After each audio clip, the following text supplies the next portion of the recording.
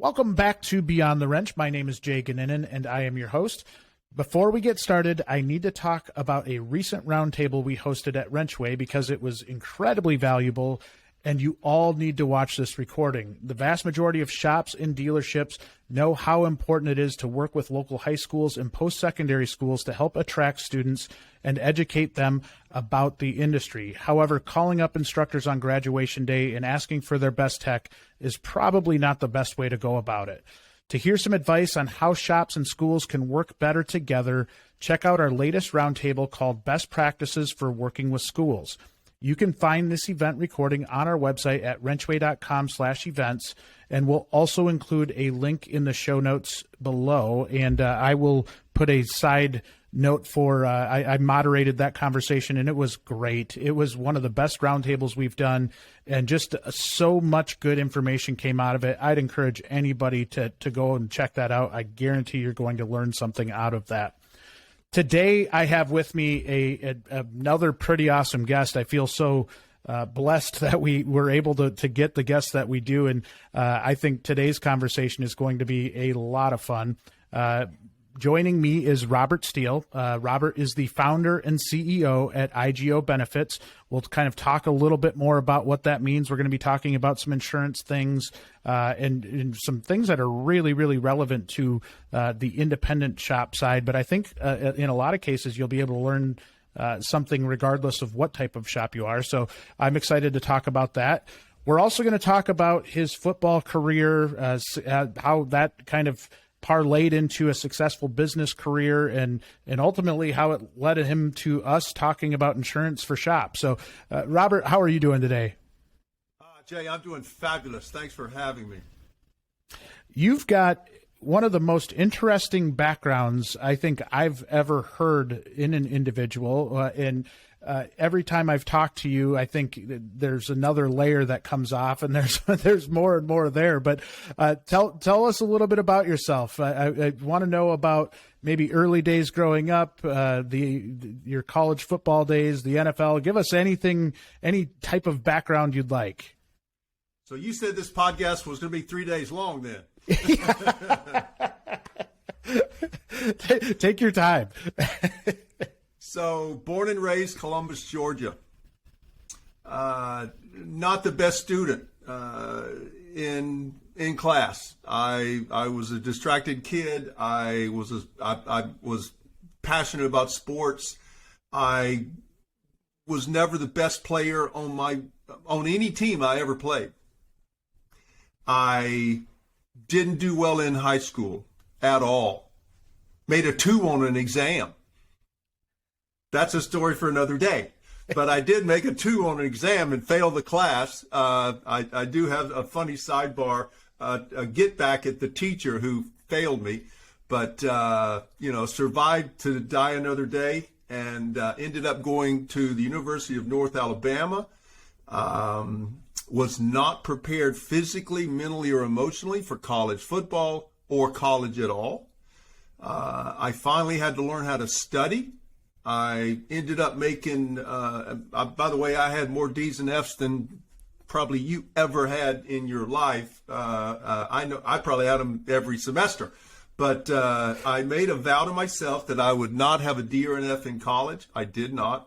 I had so many in high school. I had some backstops, but I had a good college career, but it didn't start well. I ended up blowing out my left knee in spring practice of my freshman year. I then had another knee surgery in my sophomore fall. So back in those days, Jay, I don't know if you're aware, but typically one surgery, let alone a knee surgery, will take you out of college football. Two will break the bank, so to speak. So I survived that. Not only did I survive that, but that actually is what got me to where I became an athlete, truly. I was able to get bigger, stronger, faster, and quicker as a result of the surgery. And that, I will say, I don't know many people that has ever happened to. But I truly, all of those things are true. And I wrote a book about that and many other components. But the final thing is, I'm a former of a lot of things. I'm a former everything, I think. I'm a former professional athlete. I'm a former state legislator. I don't think I knew that part. You did not. And I have been a former business owner of several different businesses over the years. I'm a technology developer. I've developed 5 different technology platforms that became commercially successful. And I'm a licensed insurance agent. That is not a former, that's current. But since I was 19 years old, I've been licensed to sell insurance, and I have focused on employee benefits most of the time, although I've been doing, all insurance services and financial services, my entire career, along with the healthcare technology space. That is probably the quickest way you could summarize your life. And I'm going to ask about the NFL because I know our listeners will be interested. I'm a football geek myself. Can you tell us what team you played for? Because it's not one that I root for, and we'll have to maybe chat through this a little bit. Well, we'll pray for you, sir. I played for the Cowboys. The interesting part of the story, Jay, is I said earlier, I was never the best player on any team I ever played on, and that's a fact. I was not prepared for college football. I don't think I was mentally, physically, emotionally prepared for pro football, but I checked in pretty quickly. But when I got to training camp, I was number 20 on the depth chart of 20. And if you've ever played sports, you don't want to be last man on the totem pole. No. I was there. No. The first 4 guys, though, let's just, play it like it is and say it like it is. The first 4 guys were Drew Pearson, Hall of Fame, Golden Richards, a really great receiver in his day, Tony Hill, and Butch Johnson, who caught a touchdown pass in Super Bowl 12. I was fortunate enough to survive the first cut and the second and the third and the fourth, on and on. The title of my book is Steele Here, and this is a funny story, and I'll probably end with this. Coach Landry was calling roll. Coach Landry called Staubach. Staubach said present because of his Navy background. Robert Steele said here. Drew Pearson in the back of the room goes, Steele here, why are you still here? So tough crowd. tough crowd. And I will say, Tom Landry did not laugh as much as you did. He was not known to smile, but he did crack a smile with that comment because everybody knew that I was not going to make the team. And I made the team. At the end of training camp. How do you even get in a position to not get cut immediately? Well, I've got a couple of adages or trademark comments. My good buddy Aaron Dameron, who we all know, knows all of my phrases, but proper preparation prevents poor performance. And when I signed my contract, and this will tell you how crazy I am. When I signed my contract on May 15th of 1978, I knew in my heart of hearts that I would make the Dallas Cowboys. I set 2 goals. Number 1, to make the team, and number 1, to get an NFL game ball in my career.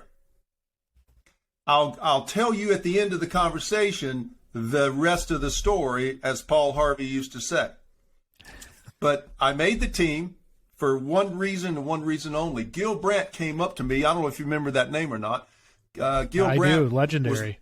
Legendary player personnel director for 29 seasons, the only player personnel director the Cowboys ever had. came up to me at the end of training camp, and literally training camp was over. They're getting ready to make the final cuts and create the final roster. Gil Brandt comes up to me and says, "Robert, you had a pretty good training camp." I said, Mr. Brandt, thank you so much. I don't know what that means, how it relates to me, but I appreciate that. And he said, no, Robert, let me share with you what that means. We keep stats on everything you do. If a coach throws you a ball, if a player throws you a ball, quarterback throws you a ball, and you catch it, we record it. If you drop it, we record it. He said, and I will tell you this, I don't know if we have time to go into all of this, but at the end of the day, the Cowboys were Moneyball before the Oakland A's could spell Moneyball. You probably don't remember the ginormous green bar paper that the programs of yesteryear used to kick out, and that was how everybody kept track of big stuff. Big data. The Cowboys gave us a 40-page printout of green bar paper about every tendency for every opponent on every play. 1st and 10, 2nd and short, 2nd and long, 3rd and short, 3rd and long, 4th and long, 4th and short. We knew what every team was doing as a percentage on what every play was. Wow. I'm telling you, nobody knows this. I call it I gave a speech the other day about this. I call it the art, science, and psychology of sales. But the art, science, and psychology of the Cowboys was the same. I mean, they literally did everything by a book. I don't know which book it was, but it was a pretty good book. But Gil Brandt said at the end of training camp, Robert, you have had the highest pass catch ratio in the history of Cowboys training camp. Wow. And that goes back a long way, because we were in probably Landry's 20th season at that point in time. So that's incredible. I finally understood that meant a little bit. And of course, I'll tell you the final story and we'll move on. The defensive backs called me, my nickname for the defensive backs, not for the rest of the team, but I had a private nickname for the D-backs. They called me Flypaper. Because if that's probably a pretty good compliment. If they threw me the ball, I caught it. So anyway, that's how I made the team. Robert Steele didn't deserve to be on the team. Robert Steele was a zero most of his life, but he did okay at least for 6 weeks.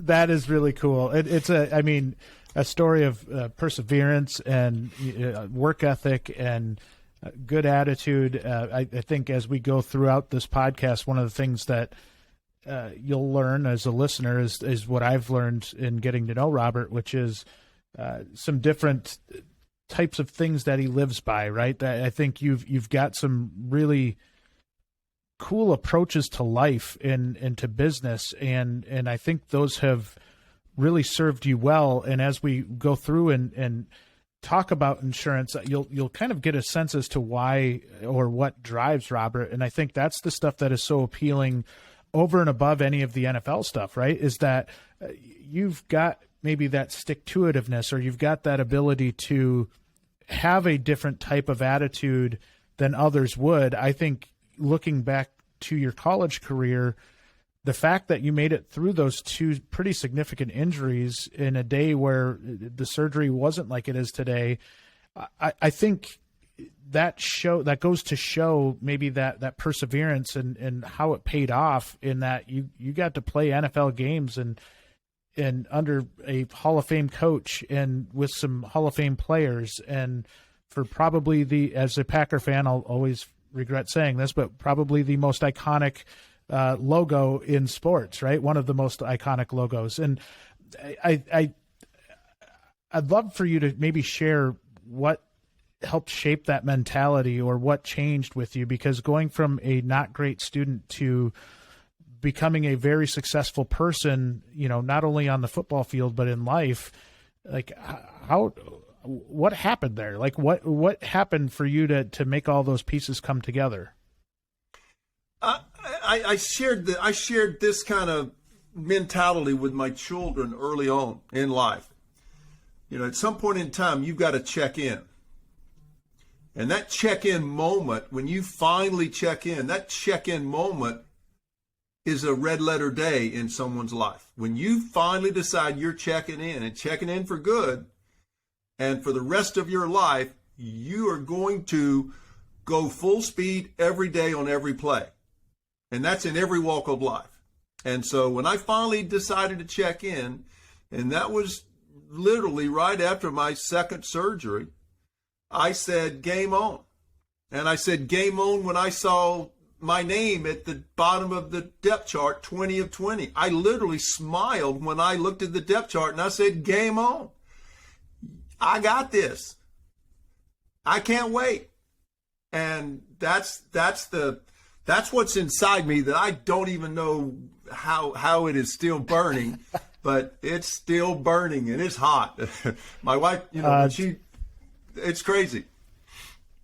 Oh, I was just going to say, it's such a cool thing. And, I think we all have those days where maybe that fire isn't burning as hot. Right. And, I think the ebbs and flows of life can kind of pull some of that out of you. And the fact that you've maintained it through multiple businesses and, a football career, a family life, like all of these things that could potentially pull you down, you've been able to maintain that attitude, that more like attack type mentality.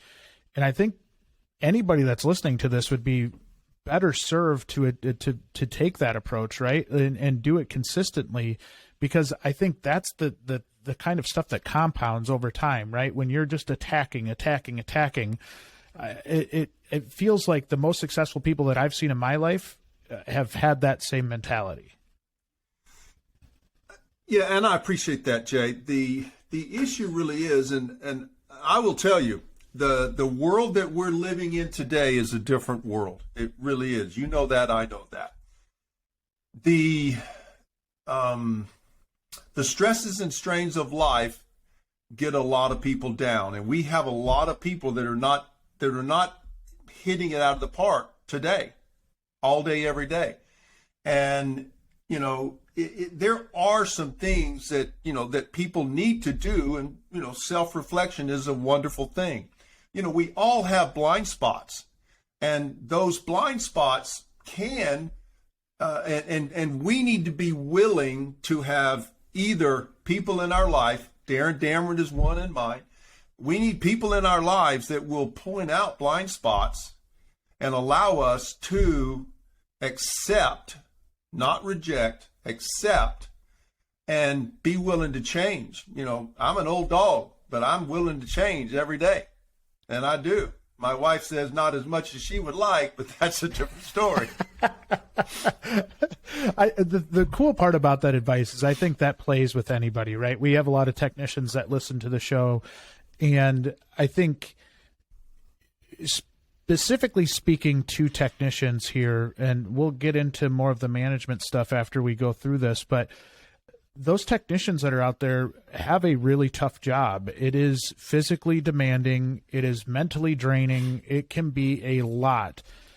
And similar to what Robert had just mentioned about his mentality and how he attacks things, I think those technicians that are out there would be really well served to take that mentality and really push through some of those things that can be perceived as a drain, and be able to use, different types of motivation to move you forward, different types of things to keep you in check. One of the things that you just said there, Robert, that I love is that self-reflection piece and having people that point out your blind spots and being able to adapt. I wish I was a little bit better at that myself, just being fully transparent, that to really take the advice of people that point out your blind spots. And it's definitely something that I can work on better. But hearing you say that and the way that you go about it, I think is very inspirational to anybody that's listening. And I just wanted to call that out to technicians, because I do think there would be a lot more happy technicians if we took that mindset and we really put that into our day-to-day lives. And I think life would be a lot easier if everybody had that mindset, if that makes any sense. We're pushing hard to get 1,000 schools on WrenchWay, and we need your help. Auto, diesel, and collision instructors across the country use WrenchWay to share what's new with their program, build and manage industry relationships, and request resources from shops and dealerships that can help grow their program. Schools can request things like shop tours, tool and equipment donations, advisory committee members, and more. The best part? It's completely free. Know of a school that should be on WrenchWay? Send their information to info@wrenchway.com or tell them to visit wrenchway.com and click on the For Schools tab to learn more and sign up. Link is in the show notes. Can I address that in a different Please. way, and focus on shop owners as well as your technicians that you just referred to? Yeah. I have a handful of talks that I have given. You and I spoke about that on my on our last conversation. And one of the components of the talk goes, and it's talking about the art, science, and psychology of sales. And this is the art part. And while anybody, there's a whole bunch of people in the world that says, I am not a sales guy. I don't want to be in sales. I hate sales. I hate salespeople. I hate everybody, but at the end of the day, I actually love everybody. But the deal is that in the art of sales, I talk about what is worthy of your signature. That's a powerful statement, is it not? Yeah.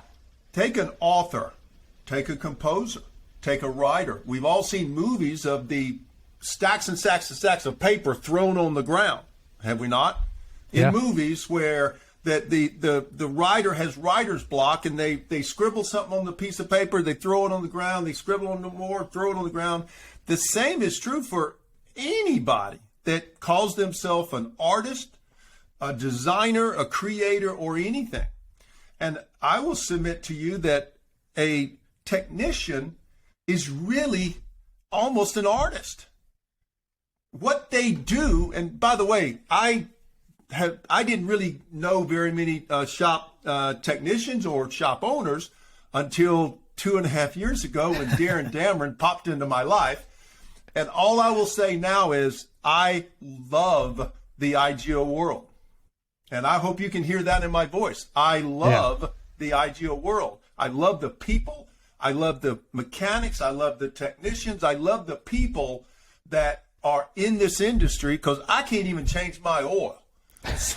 I just got my oil changed this morning, and I gave a copy of my book to the guy, and he goes, "What is this for?" I said, "Because of your service. Thank you very much." And that is so awesome. what is worthy of your signature? So every day, and I had an employee a couple of years ago, and I liken this to a different moment in time, and I'm a big person about moments in time. I'll get into that later, but I had an employee come to me and say, I get so distracted during the day that I don't feel like I'm accomplishing anything. Of course, I asked him, what is it that your job entails? I mean, what are you supposed to do? What is the highest and best use of your time every day?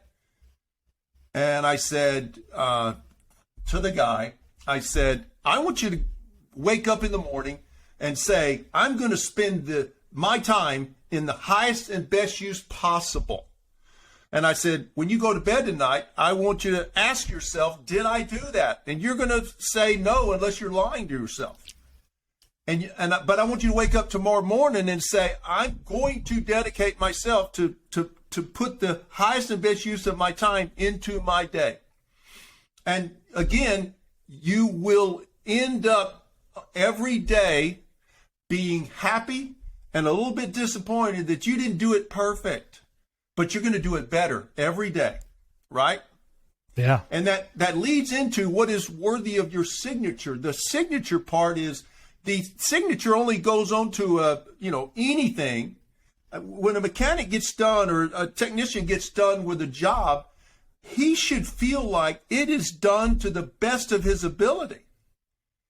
And the shop owner is going to be pleased with his effort. You can take a biblical reference from that. But what is worthy of your time and what is worthy of your signature are two principles that I live by. That's good. That is so many good things to learn from you. One thing that I think is interesting is that you've got this Steele Center for Professional Selling at the University of North Alabama. Before we get into the actual business side of this, can you tell us a little bit about that? I am genuinely fascinated by this. So a few years ago, the University of North Alabama came to me and asked me if I would make a donation. I didn't have the money, but I somehow scraped it together and, donated more money than I've ever donated in my life. Let me just say that. And they asked me to put my name on to the sales center. They had a sales training center at the University of North Alabama where I went to school and where Darren went to school. Yeah. And the only thing I will say is I'm in this now pay it forward world that I want to pay it forward. I want to see salespeople knock it out of the park. And I've got some stories that we can, if we have time, we'll get into that as well. But yeah, I am passionate about people that have checked in. I'm going to probably use that again in at some point. I am passionate about people that have checked in. I'll share one story. Darren Dameron is probably the most checked in guy. He's more checked in than I've ever going to be thinking about being. I would second that. Yes, 100%. 100%. However, Darren set his sights on one of the graduates of the University of North Alabama, one of the stars from the sales center. And when Darren sets his sights on something, what happens? It gets done. I don't want to make this about Darren, but these are the kind of things that matter to me. But Darren, and so I'm watching Darren, and we're talking, and I get to know this guy, and we're back and forth, and I said, "Well, when you going to hire him?" He said, "Oh, I'm close." I said, "Okay." Well, 8 months ago, he landed him, and this guy became the Rookie of the Year for Jasper Engines. I mean, Darren is a talent and the talent judge of talents. I'm telling you, it's crazy. So I'm so jealous of him, I can't stand it. And he's a great guy on top of it. Damn him. And my wife thinks he's hung the moon. I don't know. But yeah. But the Steele Center, let me brag for just a moment. We have 125 Please. Students. Every year, every semester, and we graduated about 25 a year. Now, if you think about any program in the United States that graduates, 100% of their graduates in any business school, any accounting, sector, or philosophy sector, or whatever sector. If you can graduate 100% of your students, and 100% of your students have a job when they walk off the stage, and now our average, Jay, is $70,000 starting pay for a salesperson. It's impressive. With three job offers. 3 job offers. Almost every person has 3 job offers. And 100% placement. That is awesome, man. That is, I think, a credit to your mentality and really what you're building down there is something really cool. And I think it's something that'll continue to grow just because there aren't, in my eyes, a lot of sales types of programs that you can put somebody through and have them kind of hit the ground running. And from what I've learned about it, I think you guys do a pretty good job with that. I wish I were a professor. I wish I could do that full time. I get to speak to the students. I get to motivate them from time to time. And, I actually visited UNA this past weekend, and we have a brand new football coach and football staff. And I said to the head coach, Brent Dearman, great guy, by the way. You talk about passion. He's got fire in his belly more than me as well. But Coach Dearman, I went to Coach Dearman and I said, Coach Dearman, how many guys get to play NFL when they graduate from college? He said, not many. I said, that's right. So they're going to go pro in some other field, right? He said, yes. I said, you need to get your student athletes to campus and see the Steele Center. And so he finally, I shamed him enough that he made two of his offensive coordinator, defensive coordinator come by and literally figure out what's going on. So I expect to have some students from the football team this season. Well, that's great. Out of curiosity, one last football question. Has there been another person from North Alabama that's made the NFL? So Harlan Hill was the first to make the NFL in 1954, actually. Okay. There were a handful of guys that played in various, we've had some good athletes, but I will say that it was hodgepodge until 1978. And I'm not trying to brag here, but it was hodgepodge from 54 to 78. When I signed my contract in 78 and made the Cowboys, we had a player on an NFL roster every year after. Wow. Now, that's incredible. Again, I'm not taking credit for that. I'm saying the university had the talent.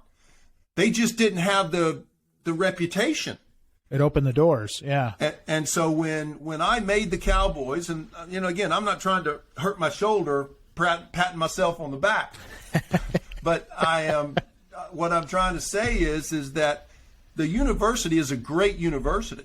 It's the fastest growing university in the state and has been for the last 3 to 5 years. But the program is solid. We just needed someone to break that glass ceiling and say, we got this. Yeah. Yeah, there's talent there for sure. That's a really interesting stat, and honestly, one that I didn't know. So appreciate you sharing that with us. Now I want to kind of bring it full circle. So we've gone through your professional life. You had mentioned a couple of years ago you started to get involved with independent shops and IGOs, as you or Darren would refer to them as. How did that come about? Like, how did it come to fruition that you had this insurance background, and then you come in to work with these independent shops? What was the process, or how did you end up there?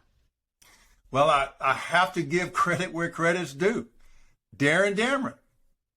I was sitting on a sales competition phone call, Zoom call, because of COVID, and we couldn't do anything in person. And I happened to check in and watch a competition. I love the students. I love seeing them perform. And by the way, let me brag on who cuts the mustard better. It's the ladies in the competition. 100%. I could get that. Yeah. Not the guys, the ladies. I love the ladies and their passion, because they're more focused. They're more direct. I mean, it's good. They checked in. And so I just reached out to Darren because I wanted to know why he wanted to hire our students. And of course that led to, his passion and all the other things. But he literally, at the end of our first phone call, this is Darren. He said, could we just have a weekly call for the next, several months? I said, sure. So at that point in time, he started calling me his mentor, and I said, shut up, Darren. You mentor me more than I mentor you. So, but anyway, Darren, on our third or fourth call, Darren says, we are passionate about our clients, our garage owners, and we do a lot for them. He said, but what we haven't been able to do is is one little area. Our shop owners don't attract and retain the best talent because they don't provide benefits in many cases. Benefits being health care, health insurance, life insurance, dental insurance, other benefits that the traditional, and again, I know you cater to more than just IGOs, but the IGOs of my world that I have now come to love lose talent to auto to a dealership or to any and not even just dealerships to school fleets districts that are out there. To school districts. Yes. School and city and county governments, that need mechanics. Yeah. And they have great benefits. And believe you, let me tell you the other sector that I'm going to help change the world on. Shop owners are putting their spouses to work at the school district or city county governments to get the benefits so they can kind of check that box and they can basically give a little bit extra pay but not have to provide benefits. And I have now convinced more than a handful of shop owners to look at this differently. And that's really the critical factor. And of course, Darren says to me, what can you do? Because that's, Darren just gets right to the point. And I looked at him and I said, Darren, I don't have anything. I vowed to never sell an ACA plan in my life, and I have not done so. But I said, I don't have anything. I vowed to not sell anything in the healthcare world. And he said, oh, that's a shame. Well, when Darren says that's a shame, what can I do but say, give me a couple of weeks? And literally, I go, cowboy, I got this. Just hang tight. So I go scour the earth and find a couple of health plan partners that would do business the way I want to do business, because it has to be different. It has to be, different than an ACA plan, and we can get into all the details you want to, but at the end of the day, it has to be different. And so I'll talk a little bit more about that, but fast forward literally a year and a half, 2 years, it has taken me that long to get there. It took me 3.5, 4 weeks to find the people that I wanted to work with. And now it's been a labor of love to not only pull it all together, but also, learn the IGO world, get to know enough, of a volume of shop owners that can say, yes, we need this help, and then ultimately turn it into a business. Thanks for listening to Beyond the Wrench. We'd like to take a minute to talk about this week's sponsor, Jasper Engines and Transmissions. Okay, your customer's engine or transmission has failed, but now is not the time for them to trade in their vehicle, not without a working engine or transmission. Besides, would they have kept their vehicle another 3 to 5 years if their engine or transmission had not let them down? If you answered yes, then Jasper Engines and Transmissions is your choice to give your customer vehicles new life and many thousands of miles of enjoyable driving performance. When considering the high cost of a new or newer used vehicle, there's a pretty good case to be made for replacing a drivetrain component that has failed or is delivering poor performance. Rather than trading in their car, truck, van, or SUV, install a quality remanufactured Jasper product for less than your customer would have to invest in a new vehicle or a newer used vehicle. Check out their website at jasperengines.com to learn more about the money-saving value of Jasper. Some of the stories that have come out of this already, I know we've got a mutual friend that you've really helped out with in some medical bills and some of the things that they've had to deal with. I think when we talk about things that have impact, this is the kind of stuff that, not only just a nice to have added benefit for a shop, but in a lot of cases could potentially save somebody from bankruptcy. I think it's still pretty well known that medical bills are one of the number one causes of bankruptcy in our nation, and it's a shame actually, because it's probably the number one reason for bankruptcy. I think it is from everything that I've read, and it's scary, right? Because if you end up in a position to where you don't have the right insurance in a really bad time in your life, that can cripple you, right? And like that can be such a detrimental piece. And when you look at it from an employee standpoint, or somebody that wants to come work for you but can't because you don't offer those vital benefits, they may really, really want to come work for you, but they can't. They've got family that they're, in a lot of cases, they're secondary. They're not making that job choice because of everything that they want. They have to provide for their family, and they have to look out for the security of their family. And when you look at it from that standpoint, the value that you lose in not offering those benefits is exponential. And on top of that,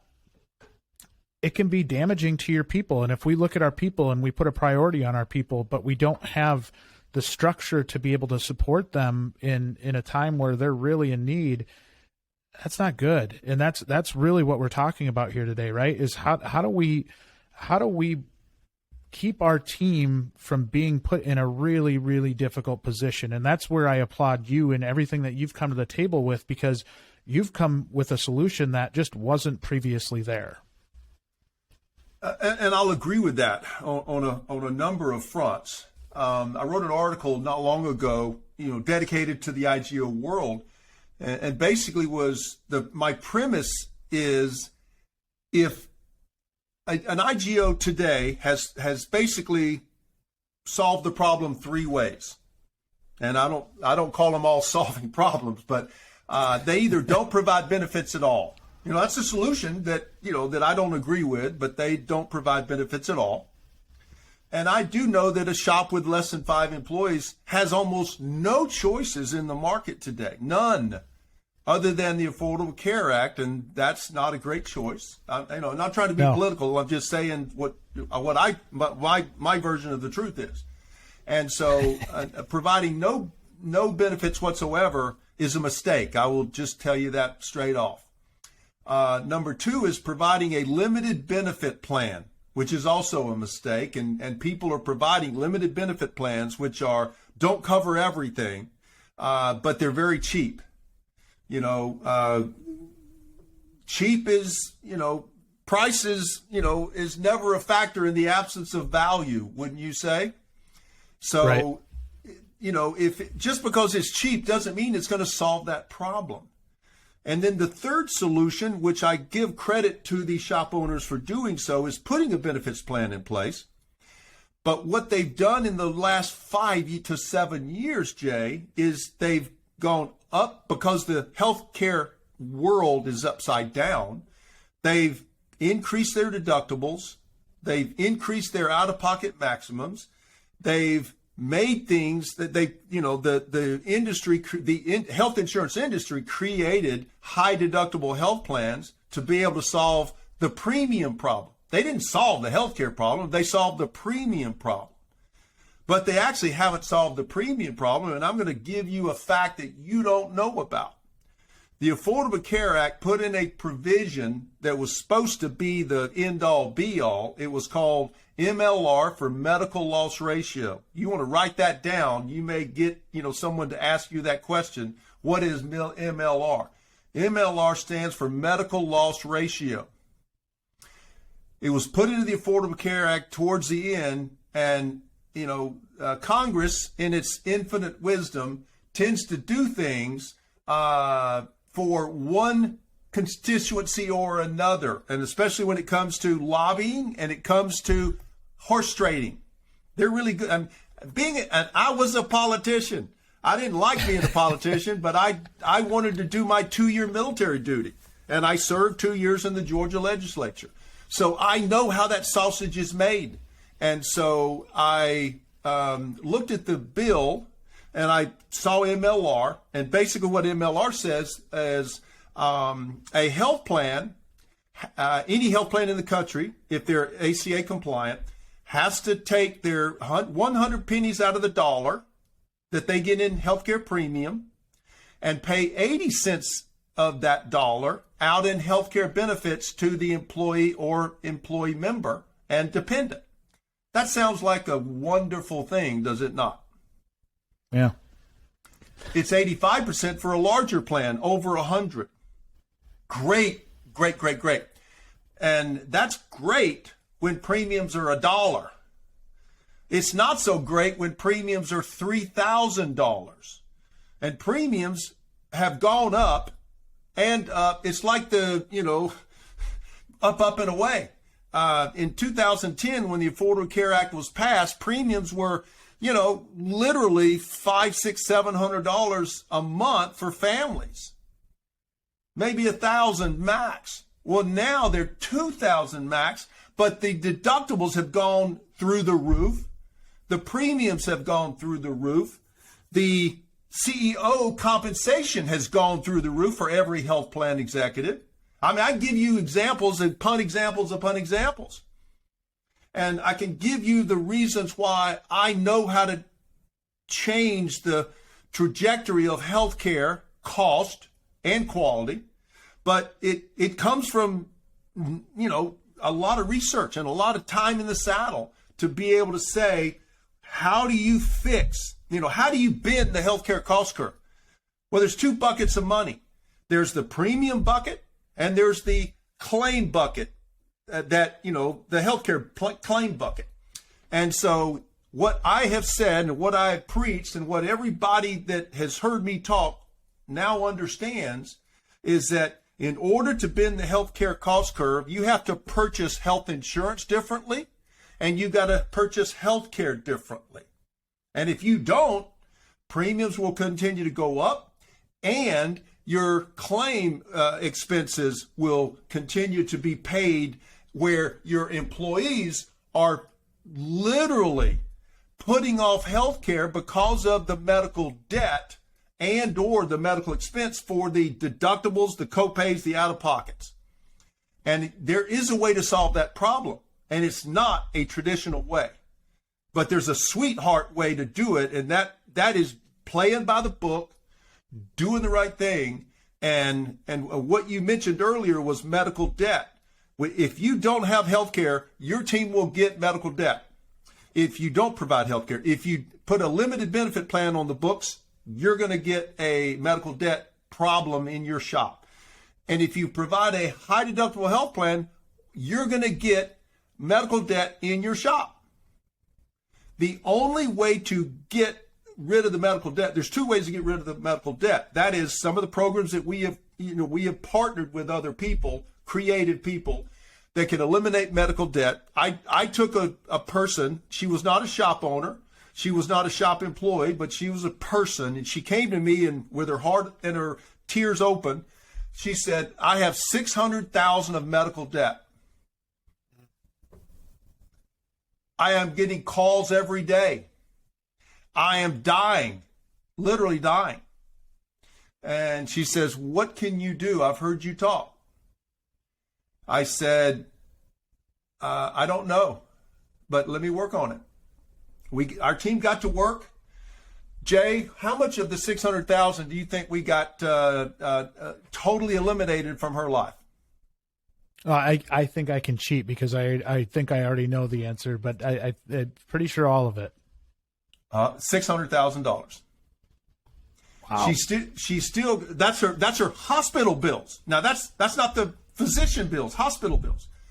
So if anybody on this podcast is struggling with medical debt, reach out to Jay and let Jay put you in touch with me. I will show you how to eliminate medical debt.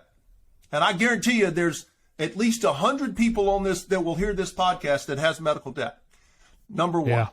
And number two is truly how can you find the highest quality of care for the lowest possible cost?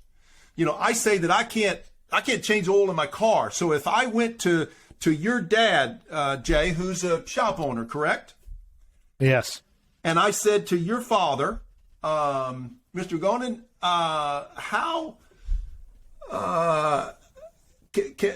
I need a new Jasper engine, and I need that Jasper engine, as cheap as possible, but I want it as quality as possible, and I want you to treat me fair. And of course, I don't know your father, so he doesn't know me, and he could take advantage of me if he really wanted to, right? And he could say, oh no, that engine is going to cost you $25,000. Well, I now know what an engine costs from Jasper Engines, but I wouldn't know how to negotiate that, nor does anybody else know how to do that. And I will submit to you, Jay, that not 1 in 100 people know how to navigate and negotiate healthcare. And if you don't, you should have an advocate. And having an advocate will help you find the highest quality care for the lowest possible cost and the best outcome. So let's not forget the third, leg of the stool. The highest quality surgeon or highest quality provider, the highest quality outcome, and the lowest possible cost. Let me give you one example. Because of my surgeries in college, I not only became bow-legged this bad, but I also I got to where I couldn't actually walk on the golf course. My quality of life was going down, and I needed a double knee replacement. Well, I'm a little intense, as you can already tell, and I wanted to find a surgeon that would operate on both knees on the same day. Now you know I'm crazy, because doing a double knee replacement on the same day, the physicians won't even do it, let alone anybody else. But I told the physician that I scoured the earth to determine where the highest quality of care, lowest possible cost was going to be. I had choices of $28,000, $48,000, $88,000, and $128,000 with quality measures all over the board. And I want everybody on this podcast to know that if you have a major decision like double knee replacement, don't take somebody's guess of where to go. Do your homework. Find someone to be your advocate.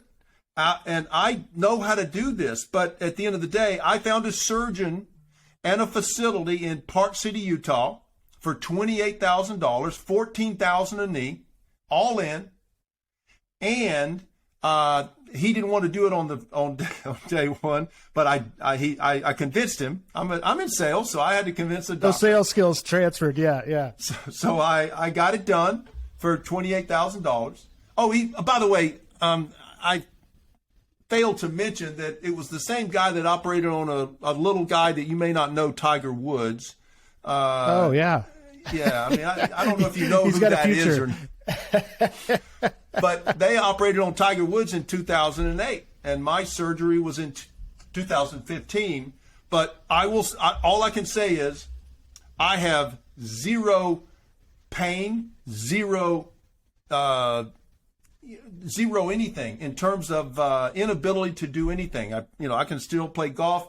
I work out. I do Peloton basically every day. I mean, anything and everything I need to do, I can do. I can hike. I hike the Grand Canyon. I mean, I can. It's amazing. So that one thing is having a healthcare navigator, having a healthcare advocate, because the average consumer, and I'm not being critical and I'm not being, crass, but the average consumer doesn't understand insurance. Would you agree with that? I would raise my hand, just pointing directly at me, 100%. And it's one of those things where, at some level, you're just putting a lot of trust in people that that they're acting in your best interest, right? And I think there's still always that kind of question in the back of your mind of like, okay, I really hope they know what they talk about, because we're going to go with whatever they say, right? 100%. And that's the problem, is that every doctor thinks they made 100 on every test. Oh, guess what? They didn't. Number one. And number two, every physician thinks they walk on water. Oh, they don't. And every one of them thinks they're the highest quality provider. Oh, they're not. And I'm going to give you a story in just a second.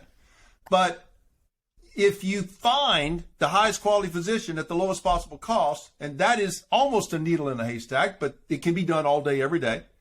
It is the only way to get any healthcare procedure done. And I'm passionate about that. I hope you can see that in every bone of my body. Yeah. Not hard to sense. Yeah, not hard to sense at all. So let me talk about the IGO world for just a minute. One of my shop owners came to me and said, I got a guy that is going through a problem, in his life, and his quality of life is down to almost zero.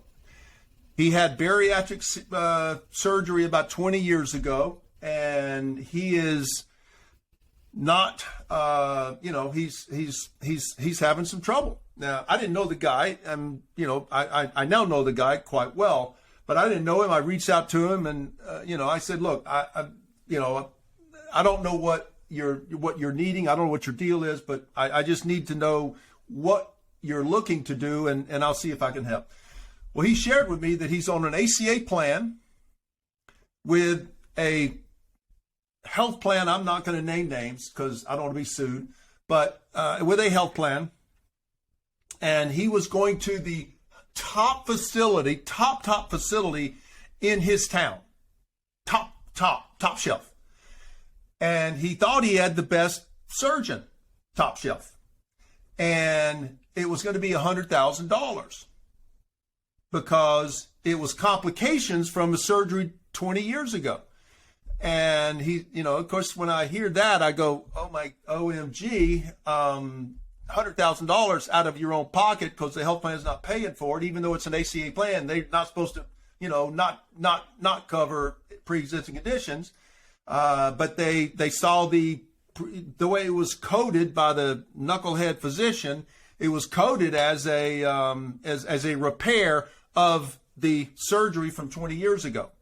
Well, it's all the bumps and bruises of life that caused what he's got going on now.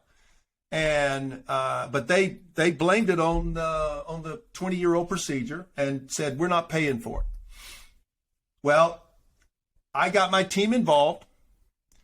We're not making a dime, and that's the true story.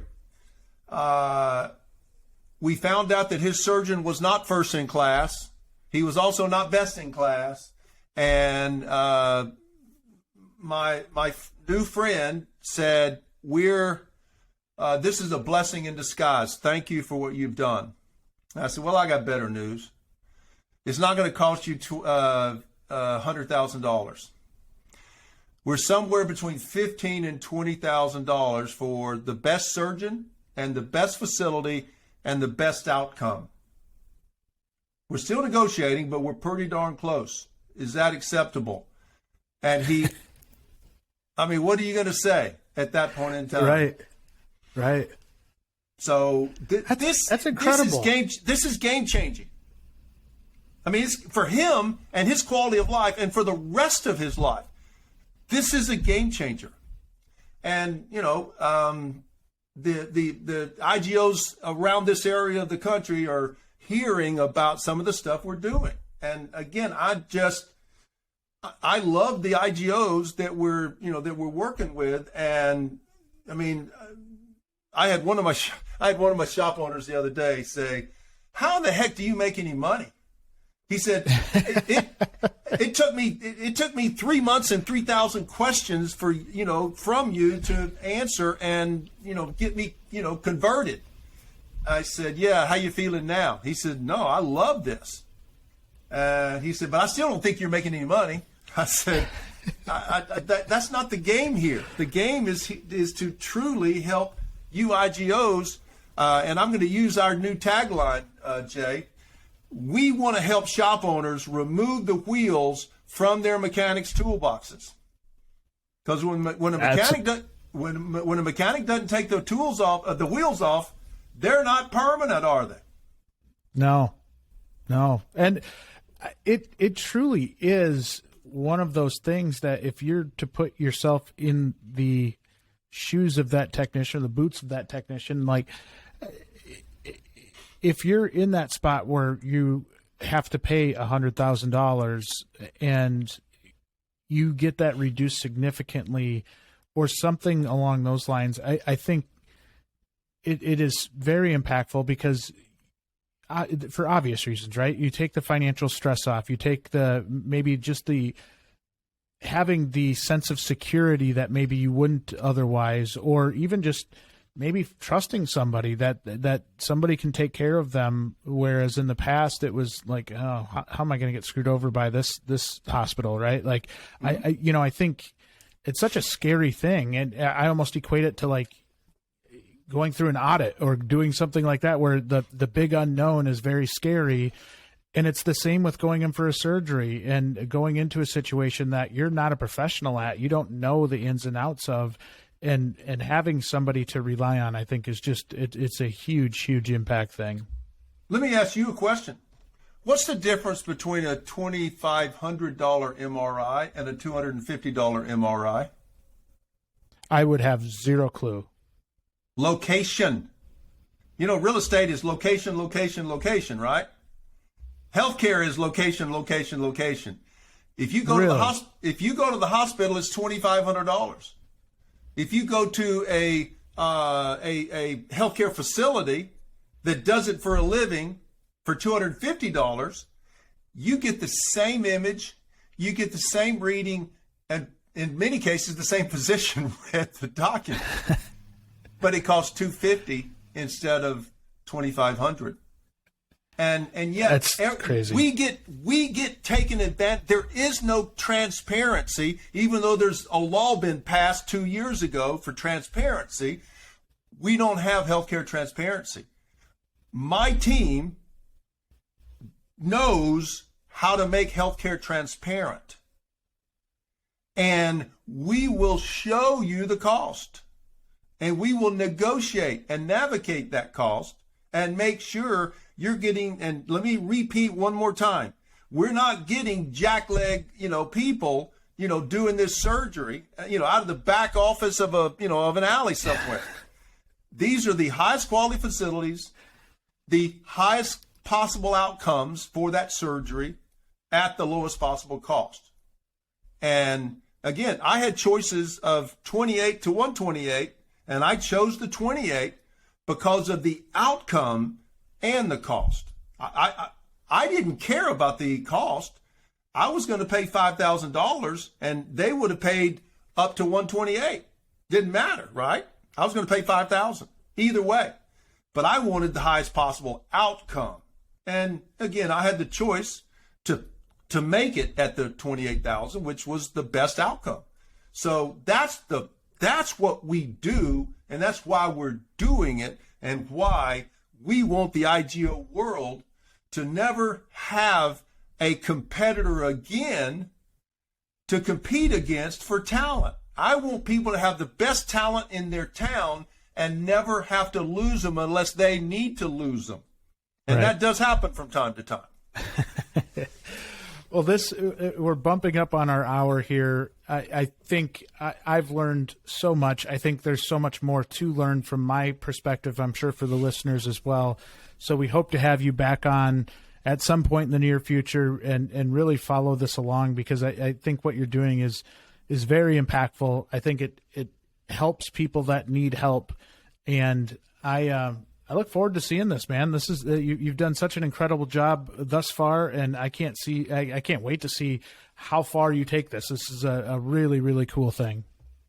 Well, I appreciate that, Jay. I appreciate your time. I appreciate the opportunity to be on your podcast. And all I can say is that I was told early on in this, pursuit that I needed to get to know Jay from WrenchWay.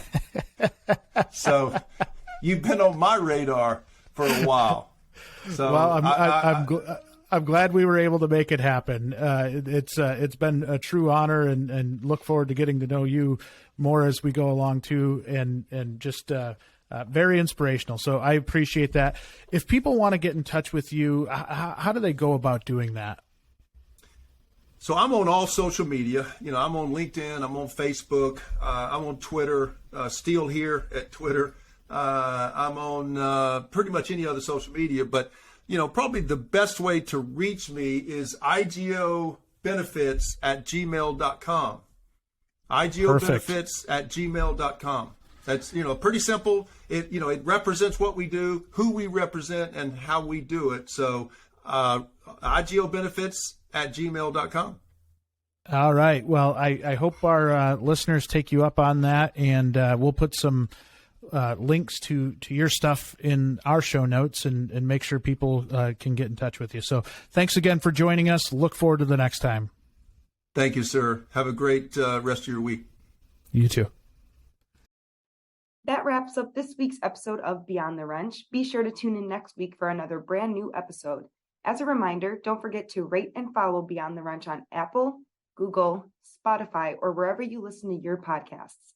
This helps us get Beyond the Wrench in front of other fantastic shop owners, managers, technicians, and dealers just like you, so we can continue to help improve, promote, and grow this amazing industry. Thanks everyone for listening, and we'll be back next week.